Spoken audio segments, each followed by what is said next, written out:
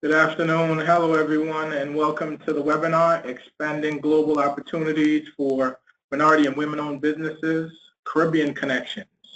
On behalf of Exim Bank, I want to thank you for registering for this webinar. I'm Michael Jackson, Lead Business Development Officer on Exim's Minority and Women-Owned Business team.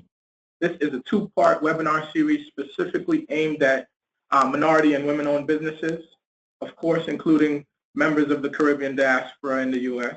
that are seeking opportunities to do business in the Caribbean region. As someone who was born and raised in the Caribbean, I'm passionate about promoting trade and investment linkages between the U.S. and the region. So I'm honored to co-host this webinar series with Caribbean Central America Action, CCAA. Today I'm joined by CCAA's Executive Director, Ms. Sally Yearwood. Also want to acknowledge in the room with us is Ms. Gwen Siegel, also with CCAA. And all the way from the embassy in the Dominican Republic, Santo Domingo, we have Mr. Rafael Patino, commercial officer with the U.S. Commercial Service.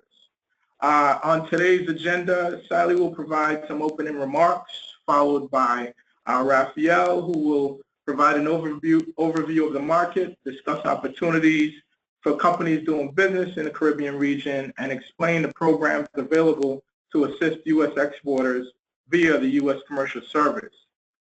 Then I will provide an overview of the Export-Import Bank and explain the types of financial tools that we have available to help facilitate your business expansion into the Caribbean region.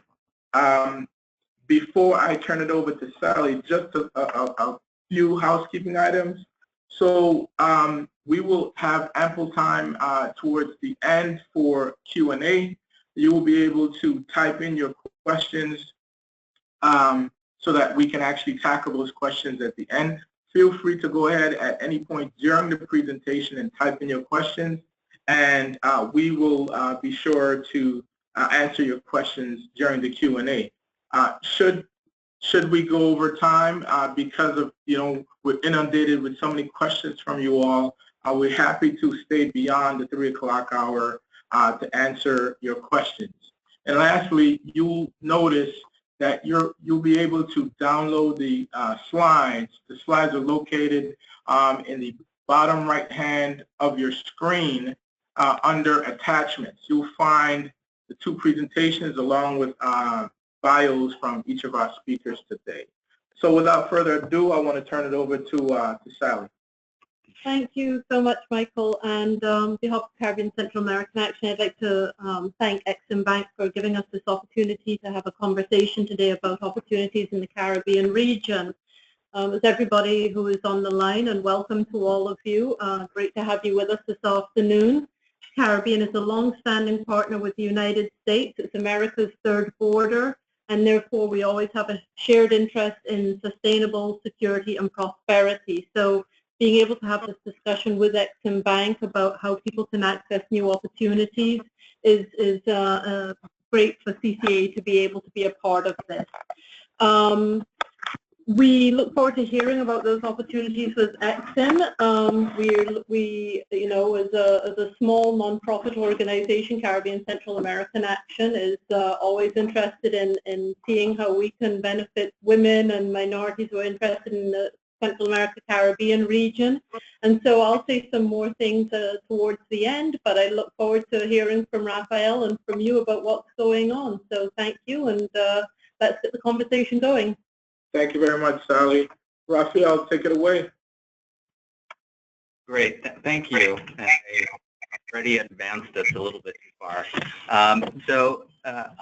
As Michael and Sally mentioned, I'm here in the Caribbean, based out of the U.S. Embassy in Santo Domingo. I'd like to thank Michael and Sally for the opportunity to take part in this. I'd also like to thank Exim and CCAA, who do so much to further trade in the Caribbean. Before we start the presentation, I would like to give you an overview of the region we are going to discuss today. The Caribbean is a diverse region with great potential for U.S. exports. It is comprised of 26 markets with 43 million people and a 38% U.S. import market share. The Caribbean countries currently import close to $21 billion worth of U.S. products and services. It is important to note that it is more than the U.S. is exporting to Chile at $12 billion, to Italy, and Russia at $14 billion. And it's quite similar to U.S. exports to larger markets such as India, Australia, and Brazil. But at the same time, rarely do we talk about the Caribbean. But being so close and really our third border, we should be talking about it a lot more. Its close proximity to the U.S., its regional integration, and free trade with the DR are some of the more relevant reasons why the Caribbean should be a key part of your company's international strategy. The U.S. Commercial Service Office in Santo Domingo is able to connect you with distributors and buyers in the Dominican Republic and its 5 partner posts in the Bahamas, Barbados, Haiti, Jamaica, and Trinidad and Tobago. For the next 20 minutes or so, I'll give you an overview of the Caribbean with a special emphasis on the Dominican Republic. We'll skim over economic and trade statistics, and I'll drill down a bit to the commercial relationship between the U.S. and the Caribbean, which I think you'll agree is robust and offers excellent opportunities for U.S. firms. So let's start off by getting oriented. Where you see the red dots is where we have boots on the ground to offer you support. As mentioned earlier, there's 26 markets. So for this presentation, I have 20 minutes, so I'm not going to get through all of them, but I will focus on the 6 markets that we've determined have the most potential and are the ones where we are in a position to offer you service. So let's start with the DR. Since we don't have much time, as I mentioned, I'll just offer you the highlights. If I skip through something very quickly, please don't worry. As Michael mentioned, the presentation is there for download. So I welcome you to do that, and please feel free to ask me questions after the presentation. So the DR is a middle-income country with a heavy reliance on the following areas, which I call the economic pillars of the Dominican economy. Tourism, it represents 50% of the local economy. The DR is the #1 destination in the Caribbean with almost 6 million tourists. About half of those come from the U.S. That creates opportunities in construction, hotel and restaurant equipment, and other sectors. Free trade zones. The U.S. has a great representation there, with representing approximately 36% of the free trade zones companies with about $2 billion in investments. So I'm just skipping through these very quickly. The next slide shows you the relative strength of the Dominican economy when compared to the rest of Latin America. It's the 10th largest economy in Latin America, arguably either first or second in the Caribbean, and has enjoyed anywhere between a 5.5% to a 7% GDP growth, which is really quite extraordinary.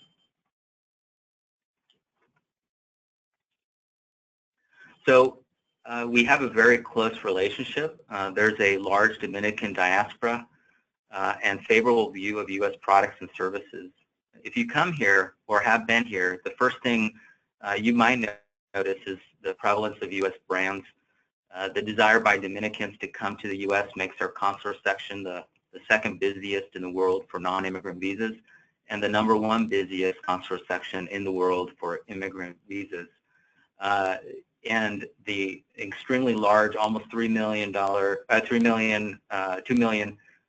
Dominican Americans, the diaspora, is a real big reason why we have such a close relationship. So the U.S. and DR trade relationship. So we have U.S. exports make up 44.8% of the DR imports. If you go into a supermarket, you'll notice a huge prevalence of U.S. products. 70% of consumer imports are U.S. origin. 53% of exports to the U.S. Go to the U.S. and U.S. investment in the DR is quite large. So why the Dominican Republic? Well, the scale of the Dominican economy, positive economic growth, CAFTA DR is a free trade agreement, so it levels the playing field and makes U.S. products cheaper, as most of them don't have any tariffs. Proximity to U.S., affinity for U.S. products and brands, and the influence of the Dominican Diaspora all factor into that.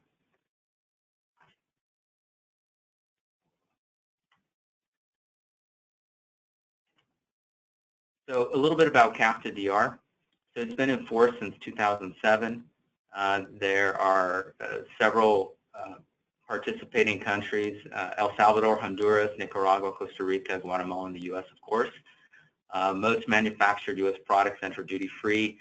There are some that are still being phased out, but 97% of them are duty-free. And then there are fewer import restrictions. Standards are similar to the U.S. Labeling, testing, and other factors are greatly simplified.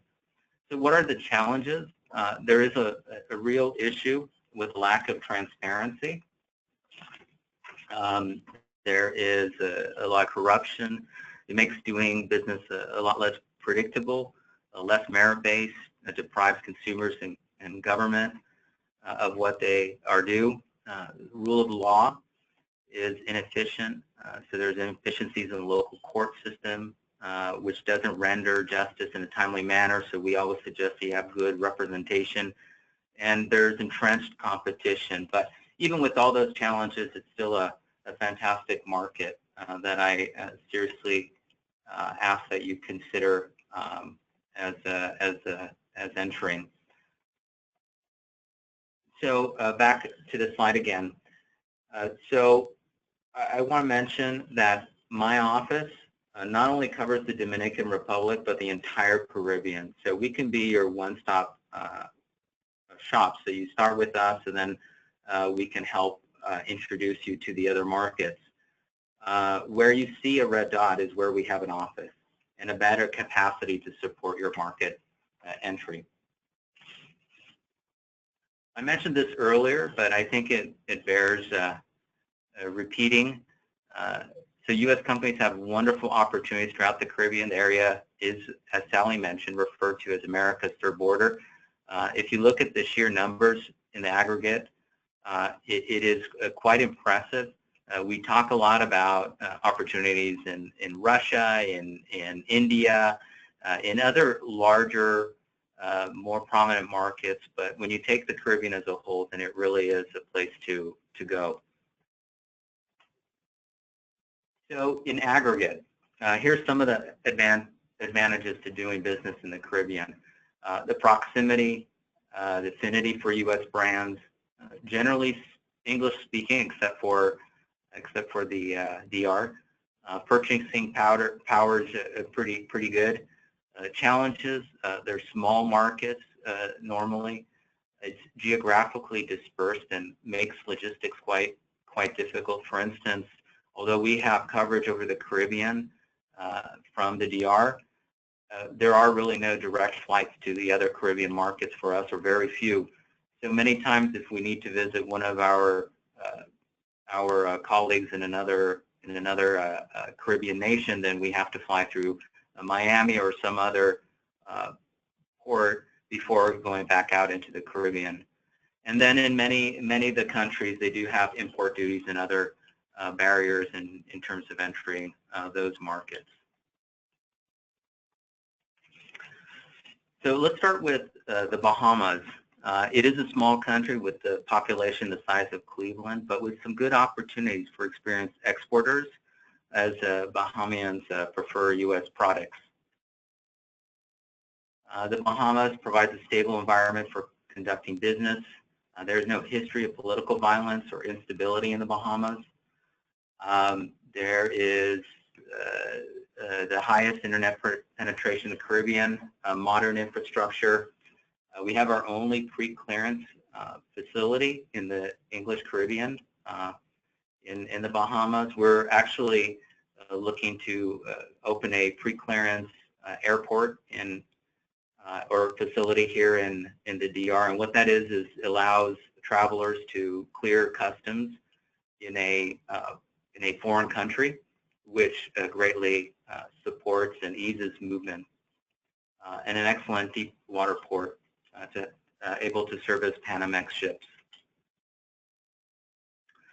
So, you know, there are some difficulties. There's high utility costs, high cost of living, not always the easiest place to do business. But there are some great opportunities. Renewable energy is a great opportunity there. Foodstuffs, medical supplies, vehicles, automotive parts, hotel, restaurant related supplies, logistics and transshipments. I should mention that the Bahamas has the highest kilowatt per hour cost in the region and a very low use of renewables. So although I'm going through this, I'm mentioning some of the key sectors or what we see as best prospects. If you offer a product or service that's not in that, don't discount the country. There still may be opportunities. It's just that in such a short period of time, I'm just kind of going over the very high level and the ones that really do stand out. So let's jump to Barbados in the Eastern Caribbean. Once again, a very small country with a fairly good U.S. imports market share. The commercial service, which is my organization, is covered by the economic section of the U.S. Embassy for Barbados. They cover the Eastern Caribbean as well, so that includes all those countries listed there. So moving around there is quite difficult. It's not very easy, but just know that they have quite a geographic coverage from that office. And as with many countries, they enjoy a stable political environment. So just some of the opportunities, and you see a trend here, a lot in the hotel and tourism industry. Hotel properties are set to open across Barbados in the Eastern Caribbean, so good opportunities for hotel restaurant equipment. Barbados and the Eastern Caribbean enjoy a high rate of internet connectivity, computer literacy. There's opportunities for U.S. telecom, retail companies that are arising from call centers. And once again, there's some renewable energy opportunities and in construction engineering. So Haiti is a larger country, about the size of the DR, but very different economically from, I would say, any country in the Caribbean. Unfortunately, it's suffered quite a bit from natural disasters, unstable political environment, and really is a challenging environment for any company to enter. So the U.S. is Haiti's largest trading partner. Like the DR, Haiti imports more than 70% of market goods. 3 major international ship and port facilities. There's been some infrastructure development and opportunities in other sectors as well. The focus beyond the January 2010 earthquake is on building sustainable economic growth. So anything that contributes to developing industries, capacity building is welcome. In 2015, Congress extended and passed the Haiti Economic Lift Program called HELP and Hope Preferential Trade Acts. So these acts extend tariff-free entry for Haiti apparel industry until 2025. The garment sector it has a great potential for growth. One thing that we're seeing is economic development along the Haiti-Dominican border. And while the Dominican Republic has a great tradition in textiles, we're seeing some of that moving to the border region to take advantage of Haitian workers that are usually lower paid. So we're seeing a little bit of that kind of industry moving into Haiti. The telecommunications sector is growing, agribusiness, tourism development, and there is a very good market for spare parts. So let's now travel to Jamaica. I'm just going to go to the next slide for the interest of time. Services is a huge part of the Jamaican economy. It represents 80% of the GDP. There's significant investment in energy, especially renewables and LNG, and tourism, business process outsourcing, and infrastructure and roads. Increased local and foreign investment, increased performance in tourism should lead to higher GDP growth. We're seeing a lot of visitors in tourism, and remittances are largest foreign exchange earners, accounting for over $2 billion each.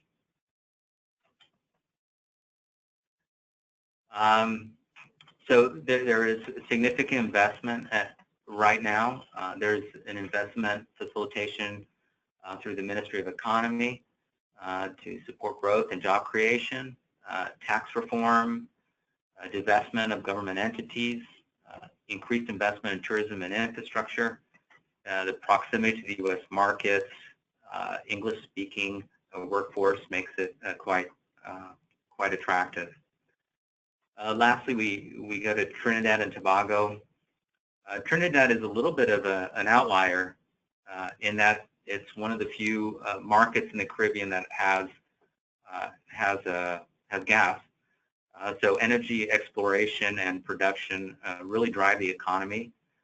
Tourism, also not like the rest of the countries and markets I mentioned earlier, is largely domestic, and it's only 4% of the GDP. It's an open climate for investments. There's been falling energy prices, which has had a negative effect on this economy, as it is heavily reliant on energy. Major issues for companies that operate here is inefficient government bureaucracy, crime, poor work ethic, foreign exchange shortages, and corruption. But there are some good opportunities. It is an undiversified economy, so it depends on imports. It lacks local products. Close cultural ties to the United States make a preference for U.S. products. And there is a high GDP per capita, so it translates into a real high demand for imported consumer goods. Local security contacts believe there is with this high crime rate, it will continue to rise. So there may be an issue, opportunities for private security services. And what we see also are as funds become available for purchasing new items, and because that is limited, both public and private sectors look to repair existing equipment rather than buy new. Tourism, although small, it's growing. Theme parks, film, and animation are some other sectors that the government is supporting through tax incentives. So with that very fast and brief overview of the Caribbean economy, I think one of the hopefully through that you saw some similarities and some common themes across the 6 different markets that I described. But I think most importantly for me now is really to introduce my organization. I am part of the U.S. Commercial Service, which is part of the Department of Commerce, and our mission is to create prosperity by strengthening the international competitiveness of U.S. industry, to promote trade and reverse investment, and ensure that trade is conducted in a fair way in accordance with laws and agreements. So to boil that down is we help you sell your products and services overseas.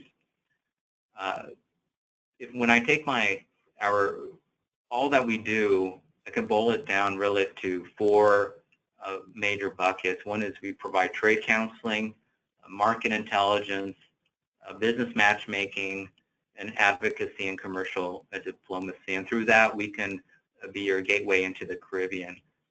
And I'll go into a little bit more detail.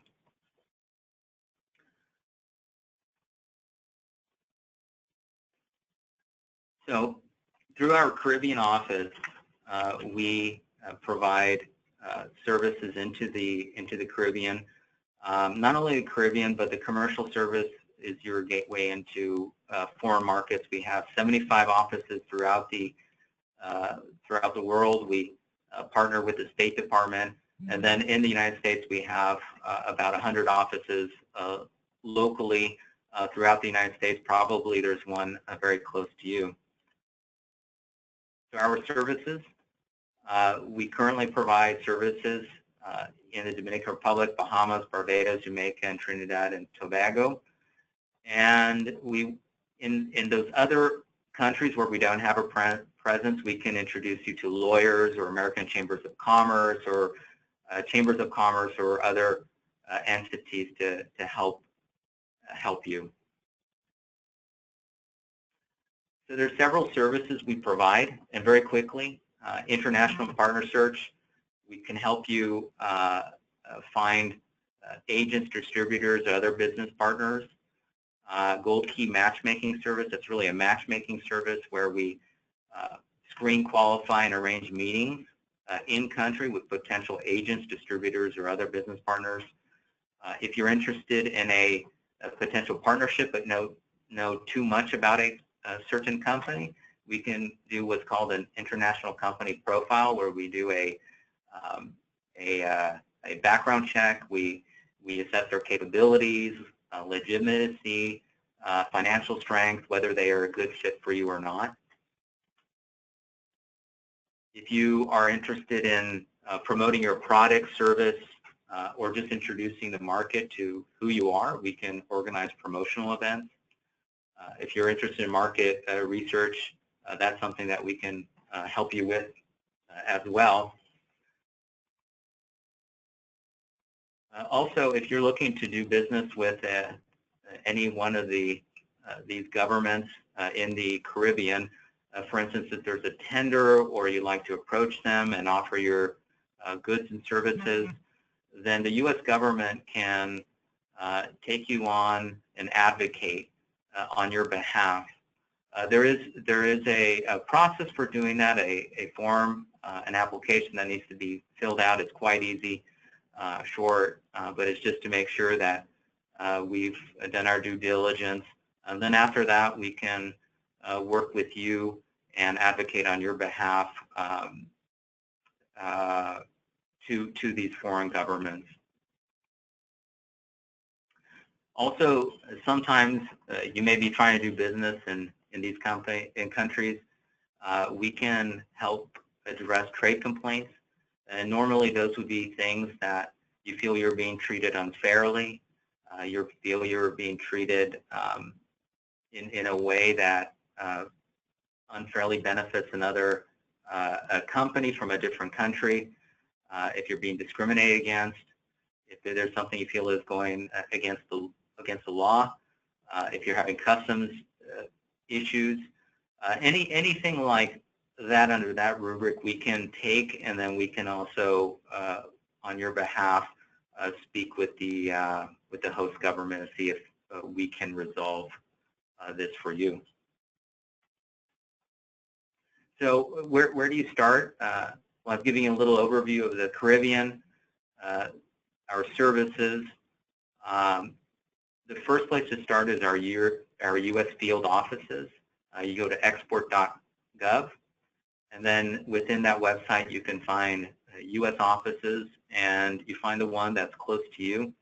That's the place to start. They can explain in much more detail than I have done here our services and how we work.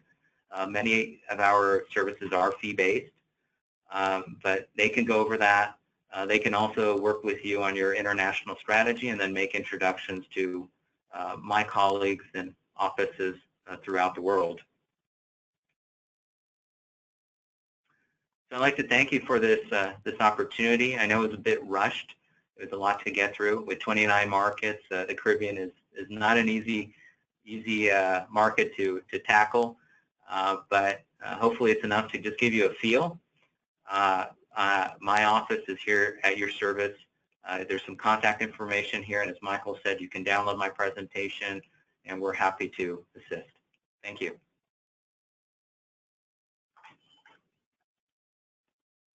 Thank you very much, Raphael. And while we're getting my presentation up here,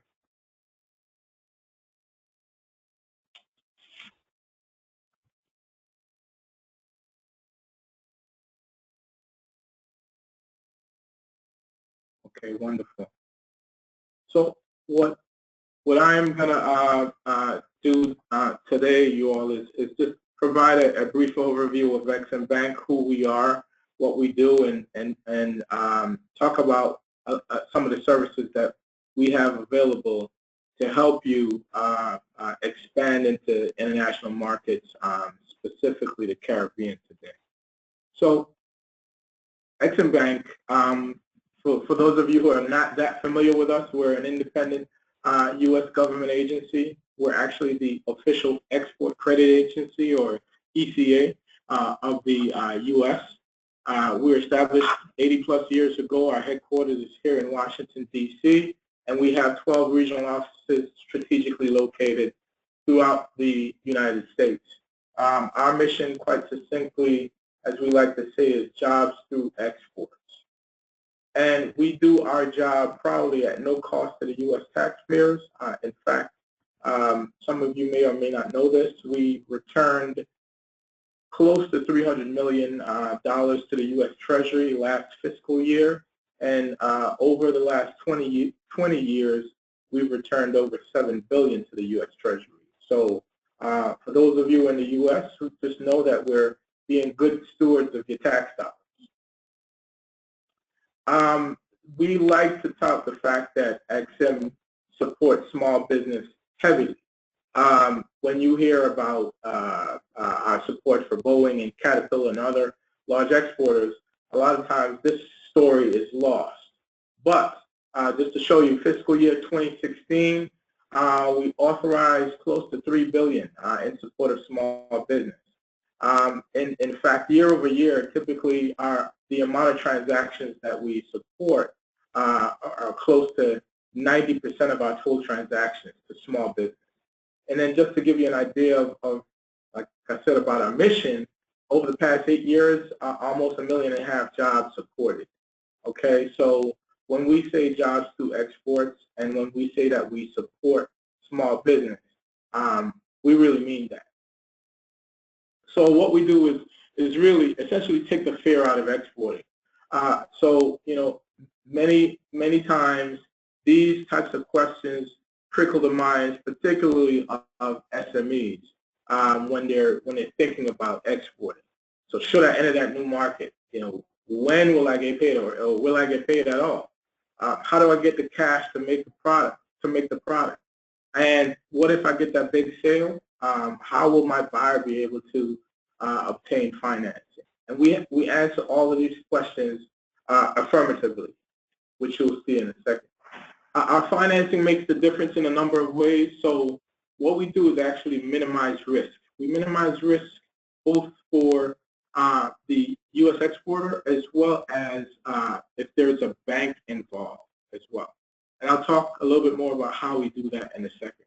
We also level the playing field. So I mentioned that we are the official export credit agency of the United States. So there are dozens and dozens of Exim banks around the globe aggressively providing support to their quote-unquote national champions. So Exim Bank comes in and actually levels the playing field for U.S. exporters such that they can compete on the merits of their product or service and not necessarily have to worry about, you know, do I have to create a sweetheart financing deal to actually win this business. Thirdly, we supplement commercial financing. So we say we only we never compete with the private sector. We only come in as necessary if For example, you're a company that can get a loan via a commercial bank without a U.S. government guarantee, then that's the way it should be. So we only come in when the private sector is either unwilling or unable to step in. So we kind of fill the gaps there. We support a variety of industries, as you'll see on the screen, many of which we are very competitive in the U.S. Our financing supports covers the spectrum pretty much, from pre-export financing, so before you ship your product or delivered your service, all the way to the other end of the spectrum, which is after you've shipped your product, which are with our insurance, loan guarantees, and in some instances, direct loans. And I'll talk specifically about each of these in a second. So if you need funds to fulfill export orders, we have a working capital guarantee program that takes care of that. If you are in need of risk protection, so protecting your risk from non-payment by your foreign buyers, which is always an impediment, particularly for small businesses when considering expanding overseas, we have our receivables insurance. Likewise, we know this is a competitive marketplace out there. If you need to extend credit to your foreign buyers, our receivables insurance, also known as our export credit insurance, actually fills that need. And then we have our buyer financing. So if you are a U.S. manufacturer, you have a buyer overseas that may be interested in procuring your equipment, but can't get a loan in his or her market to do so. Perhaps the interest rates in that country are sky high. Then we have our medium and long-term loan guarantees and insurance. And I'll talk about each of these product categories as we go. So for our working capital guarantee, as I mentioned, if you need funds to fulfill export orders, buy raw materials, pay labor, supplies, etc., this program can be utilized. It comes with a 90% guarantee to the lender. So as I mentioned early on, we mitigate risk both for you directly, the U.S. exporter, and also the lender if there's one involved. This instance, we're actually mitigating the risk for the lender.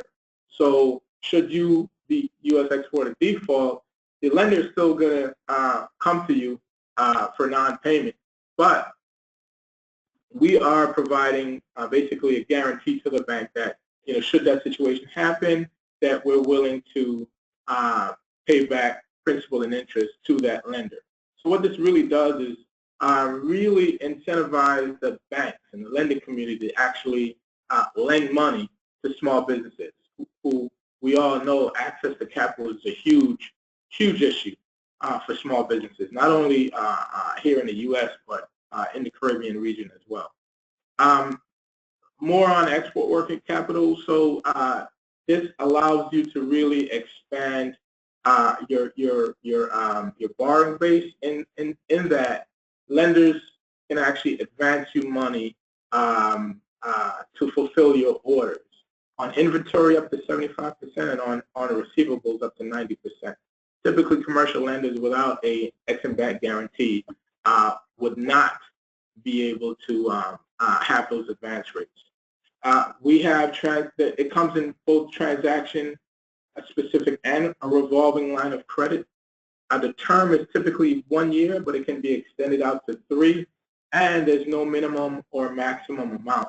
And that last bullet about no minimum or maximum is one of the differences, because we work very closely with our colleagues with the Small Business Administration, the SBA, who have a similar working capital guarantee product, but they are capped at $5 million. We have no such cap. And there are other differences that I'll discuss later on. Now, export credit insurance. As I mentioned, this really lowers risk directly for you, the U.S. exporter. So it protects you from non-payment by the foreign buyer due to both commercial and political risks. So if your buyer goes bankrupt, for example, you're covered up to 95%. If there are any war breaks out now, we're talking about a Caribbean region, a very stable region, so this probably political risk probably would not apply here in all likelihood, but just know that both you're covered both on commercial and political risk, up to 95%. So if we're talking about a $10,000 deal, you're covered up to $9,500 on that. So we're really removing most of the risk out of the equation, such that you should really be able to feel comfortable in actually expanding into the region. So next, this really, as I mentioned, allows exporters to offer competitive credit terms, open account credit terms to your foreign buyers. A lot of times, you know, exporters may tell that foreign buyer, oh, you got to pay me cash in advance, or you have to open up a letter of credit, simply because they're kind of, you know, skittish about doing business internationally.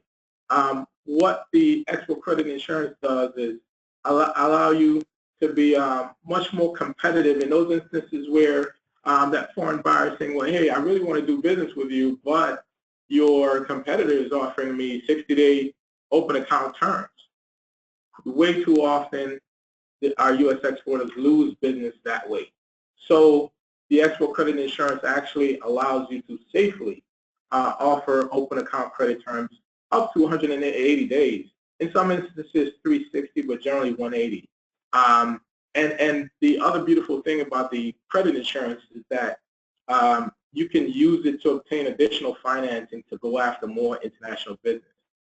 When banks look at foreign receivables, they don't like lending against those, but once those foreign receivables are insured by Exim Bank credit insurance, all of a sudden now, almost like magic, the banks look at that as a domestic receivable, and you can actually lend against that to go after more business. So our export credit insurance comes in a number of different flavors. For the sake of time, I won't go into all the different types of policies. Just know that there are specific policies geared towards small businesses. I talked about our buyer financing. Generally, the way it works is 85% of it is financed. There's a 15% cash down payment that's due. Repayment goes out to 5 years. In an exceptional basis, it can go out to 7. But generally speaking, out to 5 years, and in amounts of $10 million or less. So this really, I call it a triple win for those exporters that are shipping equipment, because the U.S. exporter gets to ship their equipment and they get paid out right away. That foreign buyer in the Caribbean region, say it's an agricultural machinery, for example, they'll get up to 5 years to pay for that piece of equipment. And thirdly, there's a bank in between that actually is making money off of this deal. So it's a triple win. The U.S. exporter's happy, foreign buyer's happy, they get their equipment and they get up to 5 years to pay for it, and the bank is you know, making money off of the deal. Banks always like making money, so everybody's happy. This comes in different forms. On part 2 of our series, my colleague Craig O'Connor is going to come and talk more about our buyer financing and specifically our project finance, and talk specifically about some projects in the Caribbean. So I'll save the more detailed information on this section for part 2. Just a few policy restrictions that I want to cover. For the interest of time, I won't cover all of these, but the most important ones to note are our military and defense products ban, basically. So we can't support any sales of military articles or defense articles, and we can't support any sales to foreign military. So, for example, the defense force in Jamaica, for example, we could not necessarily support a sale to that entity. However, there are a few exceptions. So if the product is dual use, so has both military and commercial applications. We could take a look at that.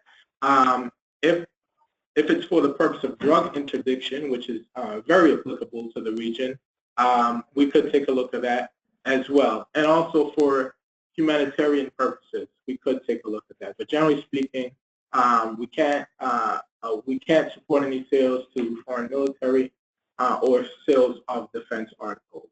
We do have a U.S. content policy in place. Short term is 50%. So short term, we consider anything up to a year, which covers our credit insurance as well as our working capital guarantee. And that's percentages based on the production cost of the item.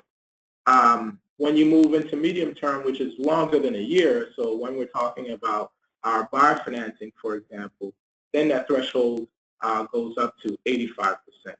And then one thing I want to mention is our restricted countries, our country limitation schedule, or our CLS. We call that our Bible. So Exim Bank is open in over 150 countries around the globe. But the CLS really determines where we're open and under what circumstances we are open. Here are just a few scenarios that you can look at to call in instances where you can actually call Exim Bank. I won't go through all of them for the sake of time, but just note, if you have a foreign buyer that wants credit terms, you can call us. If you are encountering cash flow problems because your sales are growing gangbusters, you want to sell more to the Caribbean, but you can't because your cash flow is constrained, come talk to us. And also, if you're an exporter of U.S. capital goods and you have a buyer in the region that needs time to pay for that equipment, that's an instance where you can call us as well. Here, I mentioned that we have 12 regional offices throughout the country. Here they are, strategically located around the country. We are a very small agency, so we work diligently with partners. One, our credit insurance brokers that really work hand in hand with our small businesses to help them understand policies and input applications and so forth. We have a regional export promotion program, or REP as we call it. We work with local and state economic development organizations throughout the country that have relationships with small businesses that we really work with hand in hand to provide our financing solution. Our delegated authority lenders, so I talked about our working capital guarantee. Most of our guarantees, our working capital guarantees, are executed through delegated lenders. So you would apply directly with the lender and not necessarily come to Exim Bank to apply for that. And obviously, we work hand in hand with our sister agencies, with the U.S. Department of Commerce, Commercial Service, Raphael, for example, and his counterparts around the globe, and his counterparts around the United States as well, in U.S. Export Assistance Centers. We're also co-located in these USDACs, as we call them, with the SBA. And we all three agencies work hand in hand to provide support to small businesses. We also work with other federal agencies that are not listed here that you will hear from on our next webinar. For example, the Overseas Private Investment Corporation, or OPIC, as well as the USTDA, or the U.S. Trade and Development Agency. This is my contact information. Obviously, again, you'll have access to the slides, but I want to actually open it up for Q&A. So I'm going to ask my lovely tech here, Crystal. Crystal, do we have any questions? We do have a question coming in. A couple questions coming. So the first question is, in terms of the Caribbean countries, is Jamaica a closed country? And are the countries we discussed today generally open? Absolutely. In fact, all the countries in the region are open. All right, great. Thank you for that question. All right, the next one we have, why is the standard term of the loan 1 year when it takes about 3 to 5 years for a business to make a profit? Why the term's 1 year if it takes the business 3 to 5 years to make a profit? Well, thanks for the question. One thing to note in terms of some of our eligibility criteria. So you have to generally be in business for at least a year, and a lot of times we're looking at businesses that have been in business for at least a couple of years, depending on the circumstances. So in terms of the working capital guarantee, we work with banks and we utilize the typical underwriting criteria of a commercial lender. So they're going to want to see, your bank statements for a period of time to make sure that you have the capacity to actually repay the loan. So if you are, kind of in the nascent stage of your company, there are a plethora of resources that are available to you to kind of get you up to speed before you can actually take advantage of Exim's financing. One great resource is the is the SBA. They have programs and resources that can help counsel you and train you to kind of get you up to speed while you're in that period of generating cash flow. All right. Thanks again for those questions. Our next one is coming. They want to know what's the first step to start export business. He says that he has a U.S.-based business in electrical, but he wants to start an export one. So that goes to my point. And Raphael, if you're there, feel free to jump in on any of these questions. But I just talked about the plethora of resources that are available to small businesses. For those businesses, entrepreneurs that are just starting out, again, the SBA has a couple of great resources. So one is SCORE, the other one is the Small Business Development Center Network, or SBDCs, which are located throughout the United States. And again, they really are charged with working with early stage companies. They'll help you create your business plan, provide training and free counseling for you. So, and it's all, part of your tax dollars. So I would definitely take advantage of the resource partners of the SBA. Again, SCORE, SBDCs, they're also women's business centers if you're a female entrepreneur as well.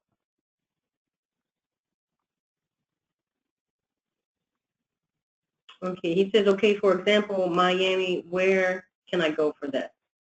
And so I would have to, if you email me, I'll email you directly that information.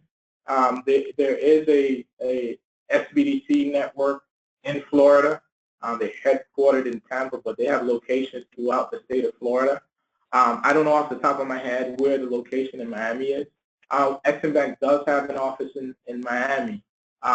But again, if you're talking about if you're an early stage company that's just starting out, then my advice would be to locate some of the resources that are available through the SBA's resource partners, SCORE, and the SBDC network.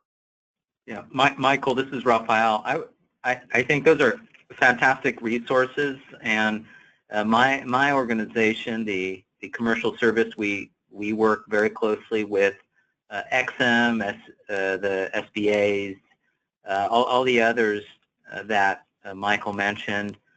We typically will work more closely with experienced exporters or companies that are ready to export.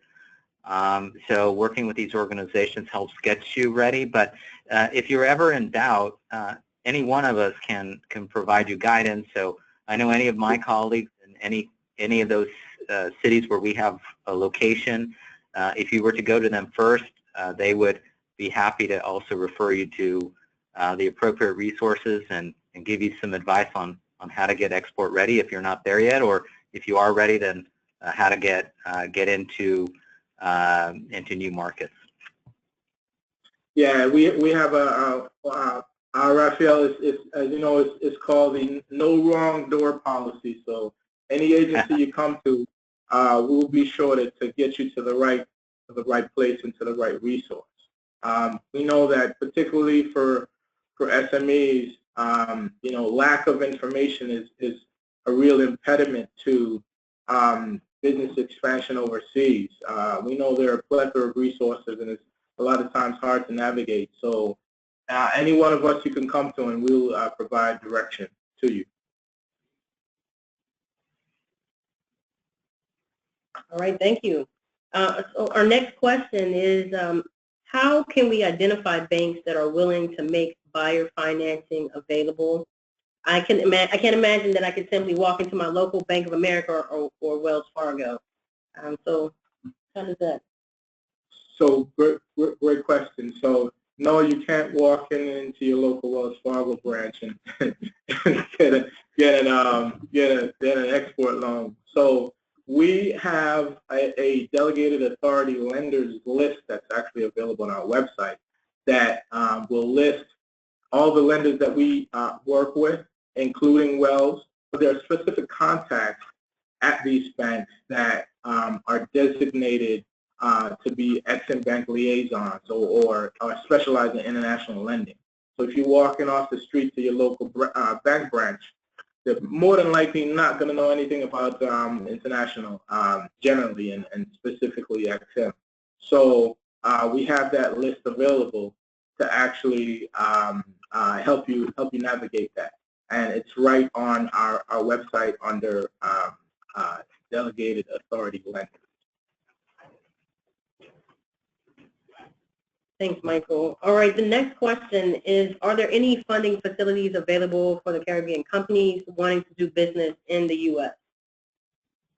Other than the medium-term or buyer financing program that I talked about, that's really the program that we have that facilitates on the buy side. We do not have any lending facilities available as a standalone to companies in the region. This is really geared towards U.S. companies that want to export from the U.S. and to help facilitate that. We have that buyer financing program that actually allows you to get a loan to procure U.S. equipment. But no, we don't. Our charge is not to lend directly to companies in the region. Great, thank you. So another question is it required for me to have a woman-owned, is it required for me to have a woman-owned or minority certification? No, not for the purposes of Exim Bank. Now there are advantages when you're working with, say for example, if you're interested in doing U.S. federal government procurement, then you can get the various women-owned business certifications, for example, or veteran-owned business certifications. But for our intents and purposes, no, you don't have to have a certification to actually work with us as a woman and or minority-owned company.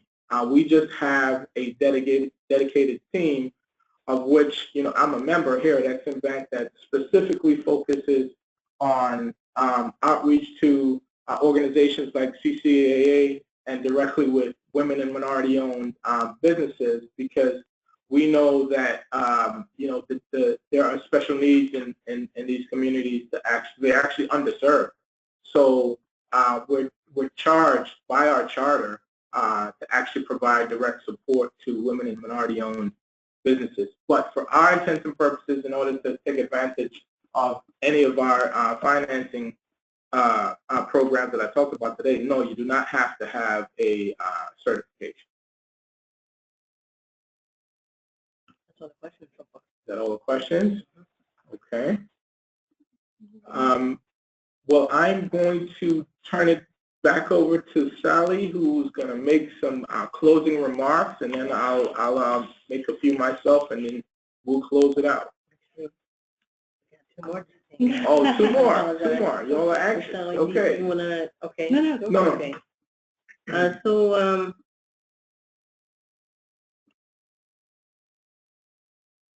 do you have a high success rate working with businesses that offer professional services or consulting services versus product-based businesses? So, Raphael, I'll take that one, and then maybe you can jump in to talk about your experience. So, for Exim Bank, you know, the majority of our support is for actual products that are manufactured and shipped. However, what's less known is we do provide a fair bit of support to service companies as well, and have found a much success, particularly with companies in the IT engineering, professional services, companies that are involved with providing professional services on, for example, infrastructure projects in the region. One example I'll talk about is a woman-owned business that's located in Virginia, actually, that began, TATI, began as a selling services to the U.S. federal government, to the FAA. They provide software consulting services specifically to FAA. They actually went on a gold key mission with the U.S. Commercial Service and came across the government of Saudi Arabia, I guess their FAA equivalent, that was interested in doing business, and we were able to facilitate a export credit insurance policy with TATI, and since then their exports have grown tremendously. There are companies like, for example, Boyle Energy up in New England that provides boiler services to infrastructure projects around the globe. So we're strong in services. The preponderance, yes, is support for products, but there are certain types of services, architectural engineering services, for example, like I mentioned, that we do well with. So as far as what I've seen in overseas markets, it really depends. I see a lot more manufacturers looking to enter markets, sell their products than service companies.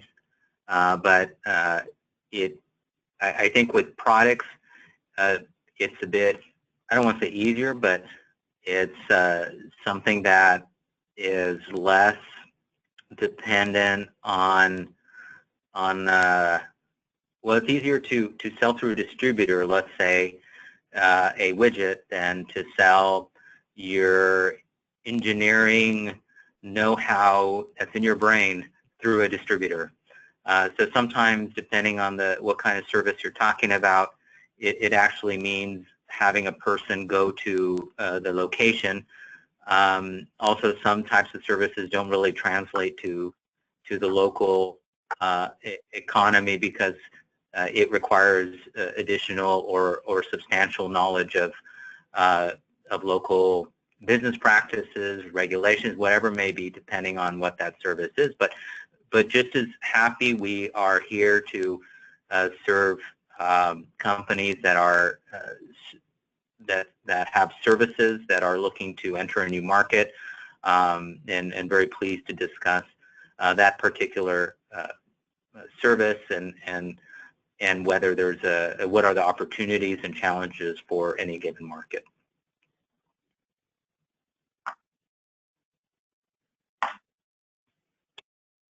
Raphael, I see there's a question that might be a good one for you. You know, they're asking if it's better to come directly to the market to find potential buyers or not? Can they do it from here?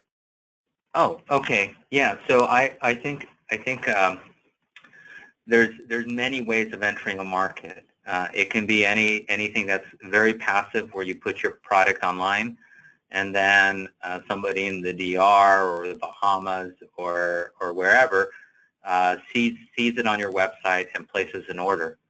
In that way, you're already entering an international market in a very passive way, or if you're looking to develop a market and actually make some investment, typically what I see, and I'm not saying this is always the case, is that finding buyers is difficult because of the geographical distances. If you're not in a market, it's very difficult to have one's finger on the pulse of what's going on, the culture, the opportunities. Sometimes you just have to be here and have the connections, and it's through seeing that person every month at the AmCham lunch, or when you go shopping, you see colleagues and business contacts, and then you hear about opportunities, and those can be developed. So typically, what we focus on is finding U.S. exporters a partner, whether it's an agent, a distributor, whatever it may be, to be their representative in that country or in that region is typically what we do. But there are certain types of products that really lend themselves to finding a buyer, a specific buyer.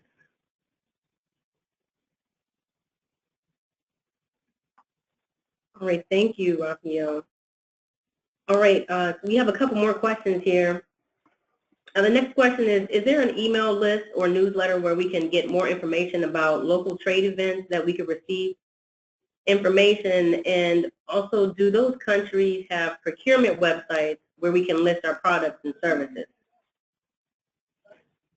Yeah, Michael, I might just take this one really quickly. Sure. I would suggest you reach out to your local U.S. Export Assistance Center. That's one place to go. You can very easily ask for that to be added to lists, and so that way, and also Exim, I think, probably does this as well, or your local SPDA, or and just be asked to be put on the list so you can be informed of local trade events. Now, when you're looking internationally, it's a little bit more, I don't say more complicated, but it's a big world out there. So it depends on what market.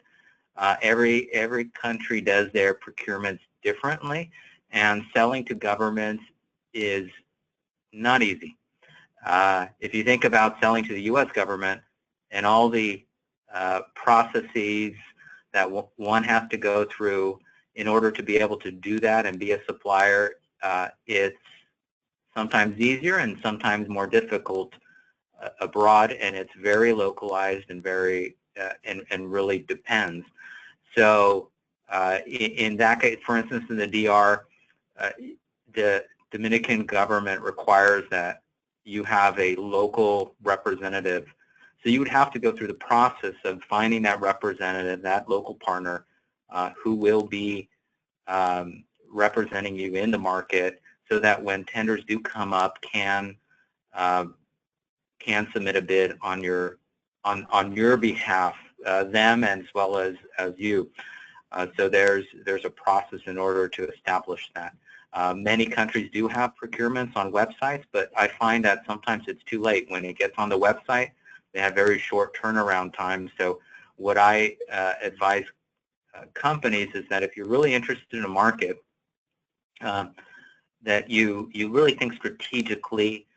If there's going to be some future infrastructure development that you're aware of, then get everything set first. Get your partner, make sure they're a good one that you can trust and will be very attentive and develop these leads. And then as soon as these procurements do become available, then you are ready to take advantage. But every country is different. I would suggest you start with your local support there. Use the acts, the others, and get yourself on the list and see what kind of resources you can get and further guidance in terms of better positioning you.